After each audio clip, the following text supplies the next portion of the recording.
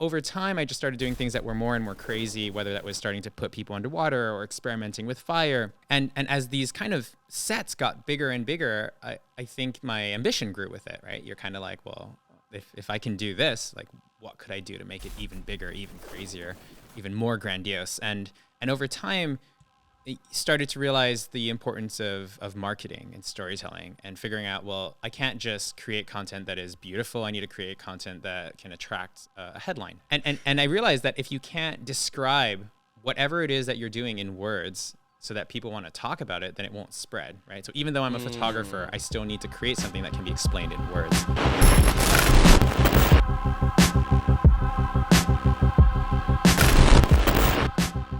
Before I show maybe some of your work, your Instagram, your website, those kinds of things, I would love to hear from you, who you are, what do you do? Like, tell me about how you became an artist and what brought you here. All right. Well, the line that I use to introduce myself, I'll just use it now, is, my name is Benjamin Von Wong. I'm an artist and activist, and I've generated over 100 million views for different causes like ocean plastics, fast fashion, electronic waste. But to answer your question on how I got to where I am today, I guess it's a fairly long story, but starts off with me studying hard rock mining engineering at McGill University. Okay. Working there for 3.5 years and quitting my day job in 2012 and just going out into the world to figure out what to do with myself. And it wasn't that I wanted to be an artist. I just didn't want to be an engineer. And so I didn't run towards something. I ran away from something. And, 10 years later, here we are and stuck in a pandemic and still an artist. Well, yeah. I mean, artist is a loose term in the sense that a lot of people can conceive that in 1,001 different ways. So I'm going to pull up a little bit of some of the work that you've done. I'm going to share a little bit of some of the websites that you have and the different things. I mean, dude, your art is next level. I mean, we're talking about art that has been done for huge brands and huge campaigns that have gone around the world. But these are, art pieces that really have impact. I mean, we're talking about Guinness World Record, organic views. I mean, visited by hundreds of thousands of people. And this is art that's made with recycled materials. In this case, it was straws, right? Mm-hmm. Yeah. So, I mean, there's art that you did with Dell, where you have a whole bunch of computers that are lined up. And I think there's a better photo of that here that I want to bring up. I mean, some of the final photos, some of the final, pieces, let's say, really tell a beautiful story. And I love that at the end of the day, every one of these pieces is about that story. It is about the waste that we have in the world. It's not just like, oh, I'm making a campaign for Nike or Dell or, whatever company. It's actually making a story that people need to hear. And that's what I'd love to dive into more. But the work that you've done, both artistically and some of the different things there, I mean, literally hanging people off the side of buildings and doing work and photography and storytelling that way. I mean, man, this is, there's art, and then there's art at a whole other scale. All the plastic that you've used here to make these mermaids and some of these pieces. And I know you have an interesting piece that you're working on now, which we'll get to maybe later in this podcast. But I mean, how the hell did you start to learn? Like, how did you start to realize, I went from engineering in your mind to making pieces of this nature? Is there somebody artistic in your family? I mean, did you try something? Were you commissioned to do something and then you had an aha moment? I mean, like, this is not just regular, run-of-the-mill art. This is a message in an art form that I think is incredibly impactful, right? By 2050, there will be more plastics than fish in the sea, right? That, some people say 2048, 2050, whatever it is, right? But I think this really says a lot about what you really care about, and that's what comes through for me. So, I would love to hear how the hell did you get to this? Like, how to, you know what I mean? Well, maybe a good thing to do would be to scroll all the way down to the bottom, and that'll show you a little bit where I started. So I started off doing photography, creating sort of these things that were just fantastical and surreal, just for the fun of it. Like, what could I do? What could I create out of my imagination? And how can I use special effects, practical effects, in order to create those? So here we have, lycopodium torches, which is basically a mushroom powder that just ignites on contact, and magicians use it. Ooh. And I used this for a reality TV show on which I was, one of the photographers for a supermodel competition. Okay. creating portraits. We created a rain machine in order to create those black and white portraits over there. Mm-hmm. They're just ordinary people. The CEO of this website that you're looking at right now, the smugmug.com, was the one who commissioned these photos. Wow. And just tried to figure out ways to do that. And so over time, I just started doing things that were more and more crazy, whether that was starting to put people underwater or experimenting with fire. And as these kind of sets got bigger and bigger, I think my ambition grew with it, right? You're kind of like, well, if I can do this, like, what could I do to make it even bigger, even crazier, even more grandiose? And over time, I started to realize the importance of marketing and storytelling and figuring out, well, I can't just create content that is beautiful. I need to create content that can attract a headline. So putting those superheroes on the edge of a 40-story skyscraper as an example. That's me sitting on the edge of a skyscraper trying to set up the camera. and I realized that if you can't describe whatever it is that you're doing in words so that people want to talk about it, then it won't spread, right? So even though I'm a photographer, I still need to create something that can be explained in words. Yeah. That series there with the real world Beauty and the Beast, that's like in the world's largest monastic library, we recreated a real life Beauty and the Beast. And so it has sort of this title that can go with it, that can draw attention. But a lot of my earlier work didn't really have that. And so I think, as a result of doing these campaigns, here I put, tied some people 30 meters underwater in a shipwreck in Bali.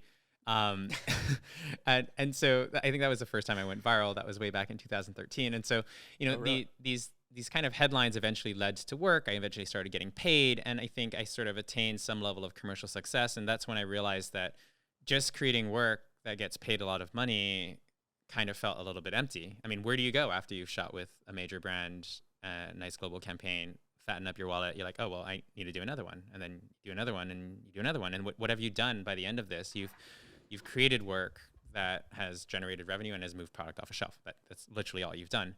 And it just felt kind of, I guess, pointless. And I think many people arrive at that point. I probably didn't work hard enough to get there. So it only took me about 3 years before I got my first global campaign. I felt like I got really lucky with a couple of shoots. I was in the right place at the right time, doing crazy things in a time where not many people were doing it. And so people were taking the safe route, or they were doing the campaign that was easier to do or safer in a sense for the brand, but maybe I think easier to pitch sometimes. No, it was right. Like 2013, 2014, 2015, this was like the dawn of the influencer, right? This is when Instagram was really at its beginning. So influencer wasn't even an official term. You had YouTubers that were just up and coming, but the norm was one piece of content a week, and you were considered prolific. Yep. And then the Casey Neistats of the world started coming up, and then it was like, wait, no, guys, you got to do once a day. And then it was like Snapchat and Instagram. Now you do it every hour, and it's like this on every platform. this incessant just create noise. But when I was there, it was a lot less crowded.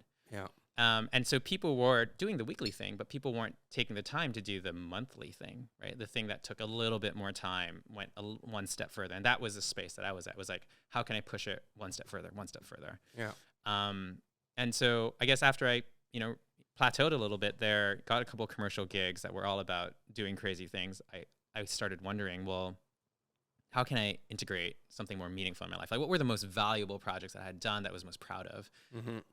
There's this one video that I had made for a little girl who was dying of a terminal degenerative brain disease. Her father reached out to me, like total cold email, and just said, hey, I've seen your work. It's gone viral. Do you think you could help us make a viral video? We got this GoFundMe going. And I was like, well, I'm not a videographer, and I'm sure you can find someone, but if you don't, let me know. I'll be available in a month. And so a month later I check in, and he's like, yeah, we haven't found anyone yet. I'm like, okay. I fly over, stay on his sofa, help them make a video. Within a month, we raised $1 million. And by the end of the year, we raised $2 million. We broke the record for most funded campaign on GoFundMe for the first million and the second. Wow. And it was just like, wow, that's the power of art, right? Like art to move the world forward, art to save people's lives, art to fund research. Like that's what I want art to be. And that seems worth dedicating your life towards. Was it partially also working because you had built enough influence in a sense at that time? You had built just to share a little bit about your following right now, you've got, 118,000 followers is not nothing. I know you would criticize your own version of how you're doing this and how well you're doing on Instagram, but I think you're doing a great job. I think you're telling the story and you're using it as a way of not only putting the final pieces, but also putting kind of some of the behind the scenes and the stories that are going behind it. do you think that part of the success of why you broke that record was also because there was just a movement of people that are being inspired by your art, like by even when it had less meaning? I mean, back in 2013, when I did this project, I had the photography community at my back. I single-handedly raised about 30K of that through my audience. But realistically, I just provided them with a story. They needed a good story to share what it is that they were about and what the challenges that they were facing. And it's not that they didn't have the story; they just didn't have anyone who they were living was the story. able. Yeah, they weren't able to tell it. Yeah. And so they had already done like the lemonade stands, the 5K runs. Get the company on board to donate money and get whatever they could. And so I think until that point, they'd raised just under $100,000. But Which no is one still had, impressive. which is impressive. But they had never had somebody who like kind of took all the elements of the story, put it together, and so they'd had all the legwork done. And the minute that we made this video happen, so one, they used the fact that I was somewhat of an influencer, flying in and volunteering my time, and so I became the international photographer that was coming to help them. So that became the local story. Yes. That then propelled it to national news and then to international news. And the thing with popularity, is that people like to talk about things that are popular. So if it feels popular and it looks popular, it creates its own popular cycle and loop, and it just grows from there. Absolutely. And this was once again in a time where content was a lot less prolific than it is today. So it would be way harder to do today. Way harder. Same to do story today. would not. I mean, it could, but it'd be harder to break through the noise at this point. Exactly. Harder to break through, not only because there is more noise, but because the platforms like Good Morning America, let's say, has less reach than it used to. I mean, significantly. Significantly. And just about every news station is the same thing. And so virality today has become a lot more siloed. Like if we were to draw a diagram, so you have like a pyramid. So theoretically, we were like, okay, when the internet came to life, we removed the gatekeepers. So we had this very narrow pyramid. These gatekeepers were gone. And the promise was that, if the pyramid gets wider, then you can make a living and you can do whatever you want. You can go higher up. Yeah. These days, the pyramid has gotten so wide and so flat that you can be a superstar in whatever vertical you choose to, and the rest of the world would never have heard of you. Yeah. And so it's this weird kind of effect nowadays where, everyone can feel famous and successful, but they might not actually be it, or they. Yeah. But it depends what you're looking for. So yes. Yeah. It has democratized the capacity to have more. I talk about entrepreneurs, creators, and influencers. I think those are really the people I'm speaking to when I create this show, and it's because I identify with all three of them in a sort. And influencer is just a term that I use because people understand it. I don't actually identify as an influencer, but I do identify as understanding the power of attention, right? And therefore having the influence that has. And so my art is very different than your art, but it's not that different from the perspective that I focus on story. I just focus on existing stories and telling the stories of other people who are telling stories to begin with, but you're really, you're capturing, I think that you've skipped over some of the steps that really get you there, because it's like, oh, well, I just started doing photography and then all of a sudden I just kind of went to the next level. You didn't just start doing, you're pretty fucking good at it. Like, did you study photography somewhere? Did you have a mentor of any kind? You really went to the next level of photography. Man, I've taken a lot of photos. None of them are as good as those. My personal take, right? So where do you think you picked up that sense of photography and that sense of storytelling? Because it probably wasn't in engineering school. No. It definitely wasn't at McGill. I went to McGill. Man, you learned what you didn't want to do in life. Like you said, what you want to run away from is what you learn at McGill, my personal take. But so, where do you think you picked up those skills? Where do you think that came? Yeah. So I guess growing up, I never had an artistic bone in my body. My parents tried desperately for me to find extracurriculars. So I played 10 years of violin. I have a black belt in Taekwondo, perfect model Asian, was good at math and physics. And went and became an engineer. Perfect. You did the script. You followed the your script. Your parents were really happy. Yeah. But on top of that, they, I had like extra drawing lessons. We had clay lessons. I had dumpling lessons. They tried like putting me in everything. And I just kind of was absolutely mediocre at everything I did. And so when I discovered photography after a girl broke up with me, I was working in a mine in Winnemucca, Nevada, got in a breakup, and I was like, oh gosh, I'm in this 10,000 person town. I'm not even 21. So I went from being legal to not being legal. What am I going to do with myself? The only place to hang out is a Walmart, like literally nothing to do. And so I bought a camera and I was like, I'm going to learn how to take pictures of the stars. That's how it started. But so the combination of heartbreak and like isolation in a sense gave you, kind of put a camera in your hands. It forced me to try out photography, but there was no indication that photography was going to be the next big thing. Yeah. I mean, I was playing paintball at the time, pretty heavily, and so like I could have become a professional paintballer for all I knew. And I was doing capoeira on the side, and I was doing parkour, and I was trying to be a stuntman. Like these are all random things that I was doing, and I also happened to like playing with cameras. Yeah. But when I came back home, I think the taking photos initially was it was companionship. Like I could take a camera with me and I'd suddenly have something to do. I could go to a party and not know anyone, but I'd still have something to do and some way of engaging people. And then along the way, I figured this was a way to provide value to people. And so I started shooting a bunch of events. Anytime I'd go somewhere, I'd take a bunch of pictures, I'd give them to people, and I was able to build relationships. I mean, that relationship building eventually backfired because then at some point it was like, wait, are you inviting me or are you inviting my camera? So I stopped bringing my camera anywhere after a while. That happened to me too. Yeah. But I just kind of went down that path, and I even built an event business. I was doing a lot of events, weddings, bands, all this stuff. I was just shooting all the time. I just had so much fun doing it until it became a job. One day I woke up and I had 2 jobs, and I was like, wait, what's going on? I have photography and engineering, and I'm not having fun anymore. What was this all about? So I ended up sunsetting the business, just decided I wasn't going to stop taking all these event stuff and wanted to go back into doing fun, creative things.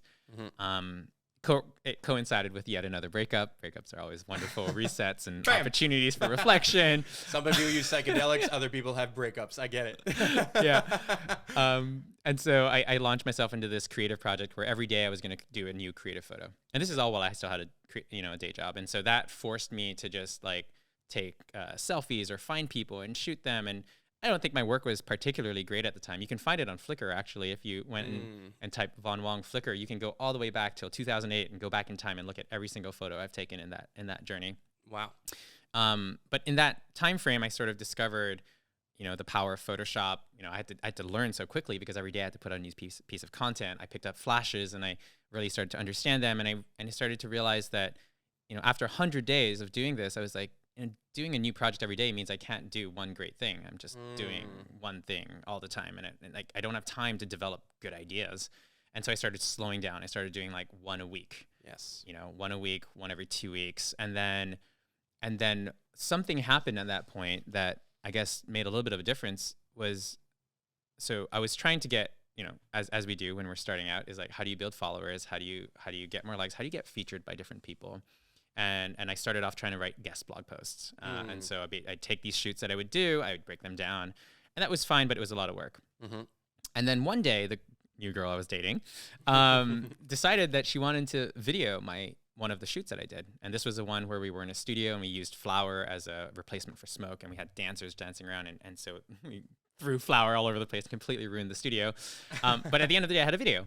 And this video got featured by a site called F-Stoppers, which in the photography world was huge. Yeah. Was just getting started. It was just getting along. They were only featuring one video a day, and so to get on there meant something.